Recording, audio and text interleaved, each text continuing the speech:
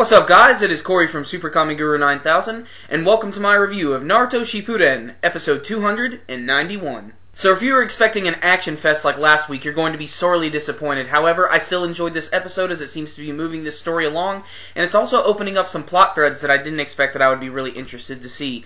But first and foremost, the episode actually kind of picks up from the end of the last one. Naruto is still being attacked by that giant snake that Kabuto summoned. And eventually, Naruto gets swallowed by this thing, but we all know what happens when Naruto gets eaten by a snake. He makes clones and makes himself explode and make guts go all over the place. It's awesome. However, while Naruto is swimming up to the surface, he seems to swallow one of those weird little snakes that Kabuto is making. And this all seems to be a big part of Kabuto's plan, and they don't really go into that too much, but throughout the episode they give us some little hints as to what's going on here.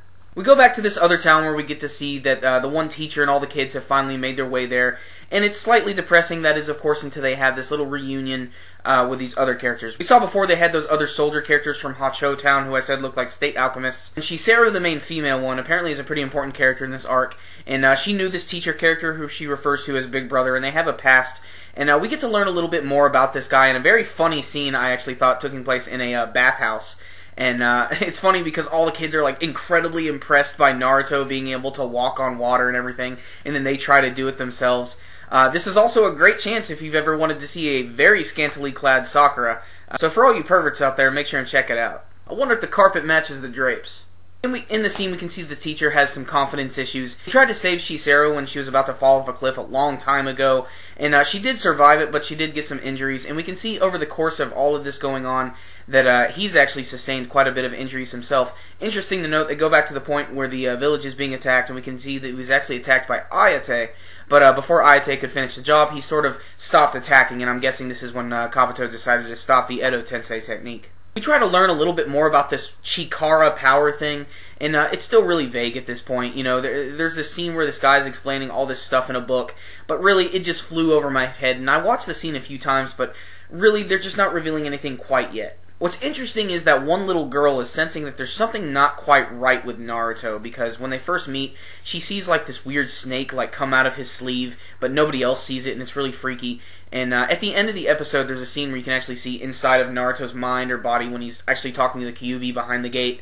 One of those snakes actually makes its way right into where the Kyuubi is, and then ends right there. So I'm not sure what's going on here, but Kabuto obviously has some big plans, and at the end of the episode we can see there's something else going on.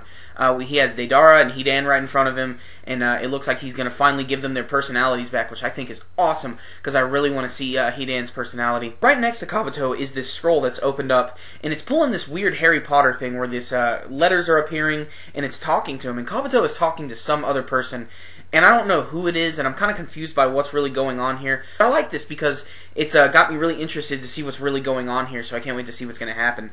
But there was a ton of other things in the episode. You guys just need to check it out for yourself. But this is just another great continuation of the Chikara arc. Like I said, not really any action whatsoever, but there are a few interesting scenes, to say the least.